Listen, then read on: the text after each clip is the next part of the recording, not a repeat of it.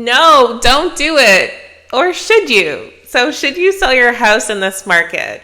In this video, I'm going to cover some reasons why you may decide to keep your home or whether or not you should decide to sell your home. We're also going to cover some information on timing the market, the state of the market, capital gains, and I'm also going to cover some personal information on why I actually decided not to sell one of my properties in this current market. So if you're new here, my name's Tish. I am a real estate agent in Ontario, Canada. And if you're looking to sell your home or buy a home within the Ontario real estate market, please be sure to reach out. My contact information is in the description and I'd love to help. If you get any value from this video, be sure to like, share, subscribe, turn on post notifications. Now let's get into it. Okay, so let's get into some reasons to sell. So one reason could be not wanting to be a landlord anymore and wanting to sell your rental property. And I understand being a landlord is another job. Unless you have a property management company, and even sometimes when you have a property management company, you still have to manage them and still have to answer to them. So it still requires some of your time and energy. And I get that sometimes that process could feel exhausting. So if you don't feel like you can mentally take on being a landlord anymore, sometimes that is a good reason to just sell, or sometimes you have a tenant who just isn't complying with your wishes or is damaging the property or isn't paying rent on time. And in that case, you may want to look at some options to sell, but your mental peace of mind is really important over anything. So that could be a really good reason to sell. Another reason could be that your expenses for the home are just too high. Maybe there's some costly repairs that have come up, or the maintenance for the house is really high. Like maybe it is a really old property that requires a lot to be fixed. So if that's the case and you feel like you just don't have enough equity to fix the property, or you don't have enough liquid funds to fix the property, then it may be time to look at selling and just taking whatever you can from the property and moving on to the next. Then of course, there's reasons to sell involving separation or divorce. Life events like that could call for you to sell because you just want to move into a new space and just have new beginnings, and maybe even move into a smaller home so that your monthly costs are more affordable, which I could completely understand. When my father was going through his separation and divorce, he picked up and moved. He just wanted a fresh start in a different home in a different city. And I get that. And sometimes being in the same house that you actually were in with that partner could just bring up old memories and kind of cost you to become depressed and stressed out. So kind of having a fresh space and selling your existing home may be the way to go about it. Or sometimes you need to sell so that both of you can access the equity in your home to use that as down payment for your next home. Then there's moving to be closer to work or family, which I completely understand, because I think a lot of people underestimate the time that it takes to commute to and from work. And that's time away from your family. That's less time that you get to spend with your family doing what you love and what you want to do. And it's really important that you lessen the amount of time that you're on the road commuting. And if moving is the way to do that, then so be it. It may be a good way to just make sure that you're lessening the time that you're on the road. And of course, being closer to family is really important. Like my mother-in-law moved from Windsor to where I am currently in Hamilton. And that was just a complete game changer, especially because I have young kids, and being able to have somebody that is so close to home. She was like 10 minutes away when we were at our old house. She's now like 20 minutes away. And so before she moved, she was 3 hours away, and now she's like 20 minutes away. So you can just imagine that's a complete game changer. And being able to be closer to family, especially if you have somebody to care for, or if you have somebody who's going to help support you and your family, that could definitely be a reason to sell and just get closer to family, to just give you and your family a better peace of mind and better lifestyle. Then, of course, you have the excitement of wanting to upsize. So upsizing is definitely a reason to sell. If you feel like your space is just too cramped, or you just feel like, you have enough equity in your home, or you've saved your down payment and you're just ready for a bigger space, then upsizing is something that you can definitely do. You can also look at downsizing. So if you feel that maybe having a 2-story home has just become too much for you physically, if your physical health is deteriorating and you need kind of a 1-story home, like a bungalow, then that could definitely be an option for you and maybe enough of a reason to sell. Now let's talk about reasons not to sell. And I could relate to this a lot because we just finished building our dream home. I'm actually filming this video in it for the first time. This is my first time actually filming content in this house, which is incredible. I haven't even finished my office yet. So a reason not to sell is just feeling like the market has maxed out and has really reached the height of pricing, and you don't think there's going to be much price growth in the future. So you're okay with tapping out, getting your equity, and renting. So keep in mind that renting a home is 100% interest. You get nothing from renting. So if the market shoots up, which I'm telling you, it will, even if it dips a little bit in the next couple of months or years, just keep in mind that in Ontario, the average homeowner has made over $100,000 in equity in the last 5 years alone. So wanting to rent could be a huge waste of money. Don't do it. Don't sell to rent. Besides, what's the point in paying somebody else's mortgage when you can just pay your own?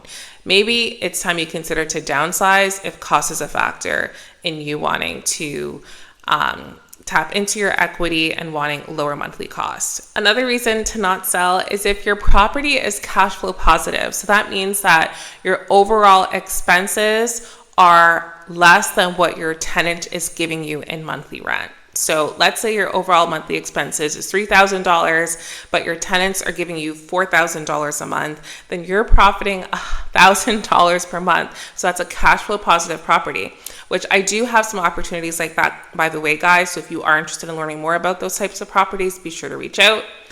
And cash flow positive properties are really exciting because as you pay down your mortgage by leveraging the income that you're getting from your tenant, you could actually gain equity while also earning money on a monthly basis.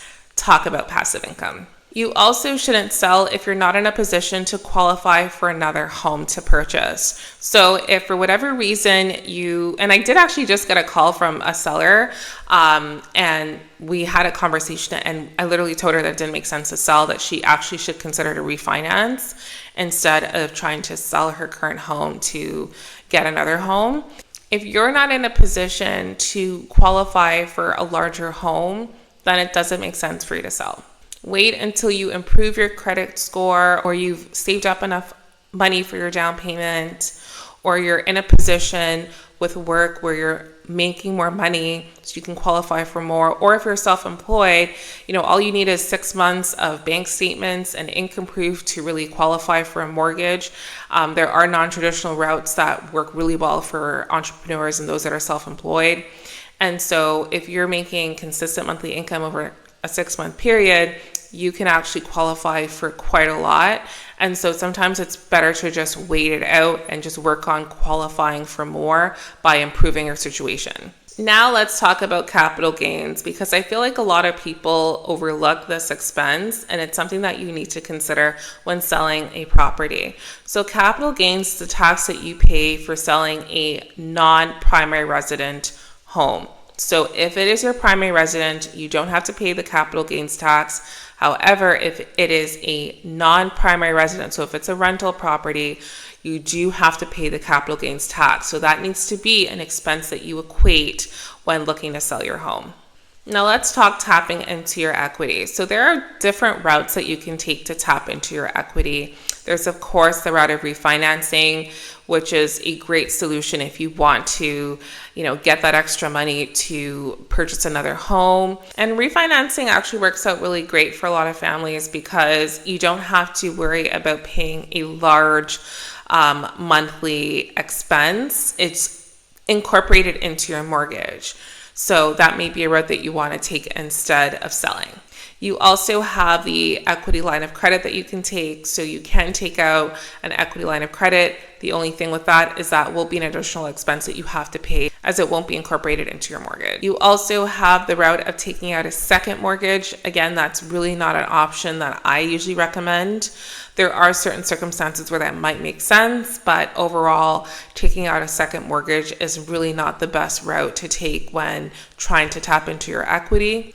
Next, let's talk about timing the market. So trying to time when the best time to sell may lead to failure, because the best time to sell really depends on your goals, on your strategy that you're looking to use for your next home.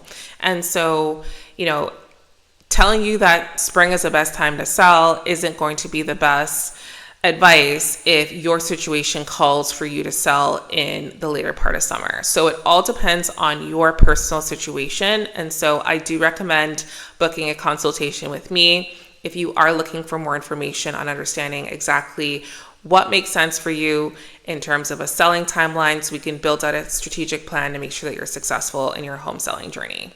Next, let's talk about the state of the market. So guys, there's been a lot going on with the real estate market. Prices have been pretty stagnant across many markets, but there are certain pockets of markets that are actually seeing multiple offers. There are buyers that are still out there, and interest rates continue to decrease. We have interest rates now in the 3% mark, which is just insane, especially because interest rates were at the 6-7% mark just a few months ago. So it may be a good time for you to sell, kind of depending on where you're at in your journey. And do keep in mind that it really takes quite a lot to prepare your home for market before selling it.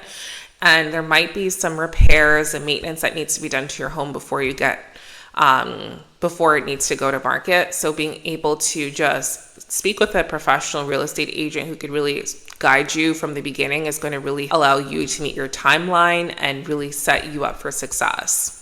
I also have reports of the local market so that you understand exactly what strategy is working. It's also important to understand what's happening in your local market. So making sure that you're speaking with a real estate agent who can pull up statistics for your local market and tell you exactly what the best selling strategy is, and tell you exactly what your home's value is, what the comparables are, and what the market trends are in your area is going to also help set you up for success and make you understand what the expectations are that you can look forward to once you guys go to market. And I also want to touch on the importance of not selling due to fear or just being doubtful or uncertainty. Guys, the real estate market, although it is stagnant and slower than what we've seen when the market was overheated in 2021 and the early part of 2022, there is hope at the end of the tunnel. The market will become normal again. And as the market continues to regulate, there are pockets of opportunity that do exist to buy a home, buy a rental property, refinance, or to sell. So just depending on what makes sense for your family is the recommendation that I have for you. But don't make decisions to sell based on fear, because I feel a lot of people do that, especially when they see that their mortgage payments are increasing because of interest rates being higher, or they're facing mortgage renewals, which a lot of families are facing mortgage renewals this year and are getting into a shock factor, especially those that have a 1.9% interest rate. Jealous. So don't make fear, stress, and anxiety cause you to sell when you don't have to. And so lastly, I do want to talk about my biggest reason I decided not to sell one of my properties when buying this one. And it's because my property is actually positive cash flow. So my overhead costs are actually lower than what I'm going to be getting back as rental income. Not only that, the property is in a really good area, so there's a lot of Airbnb potential there, and the price growth opportunities, like that property has appreciated in value considerably since I purchased it back in 2018. And so and not only that, the area is growing quite a bit. Like there's a new LRT that's going to be in that area. There is also going to be new manufacturing facilities, the economy in that area is really good. And the population growth in that area has just been significant. So I do think that that will make a long-term great investment. And so that's why I decided to keep it as opposed to selling it. And I was a little concerned at the fact that, oh my God, I'm going to have this property as like an additional expense. But at the end of the day, just making sure that I'm screening my tenants properly and just keeping them happy and being an excellent landlord is just going to make the process smoother. And I've been renting properties since 2018, and I've never had any issues with my tenants because of that. So really excited to continue my journey as a homeowner, and I hope this video provided you with value. If you have any questions, be sure to reach out. My contact information is in the description. Thanks for watching. Be sure to subscribe. See you in the next video.